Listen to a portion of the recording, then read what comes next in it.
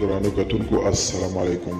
زه محمد سلمان همدرد د حق غږ پښتو چینل خبري لنډیز کې ستاسو قربا اوس تاسو پام را اړوم د مهمو خبرونو لنډیز ته. د هیواد پخواني ولسمشر حمید کرزي د افغانستان سوري لپاره د امریکا له ځانګړي استازي زلمي خلیلزاد سره کتلي.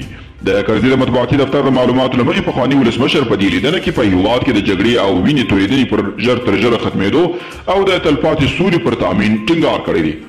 د ولسي جرګې رئیس میر رحمان رحماني تاجکستان ته د خپل سفر په ترڅ کې په پلازمېنه دوشنبه کې د دغه هیواد له ولسمشر علي رحمان سره لیدلي دي.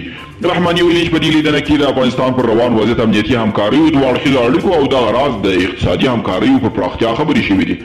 د دولت مرکزي پلاوي غړي نادر نادري ویلي چې له امریکا سره طالبانو د وحي هوکړې څخه د یو کال په تېرېدو جګړې له امله د ملکي وګړو مرګ ژوبله اوج ته رسېدلې ده.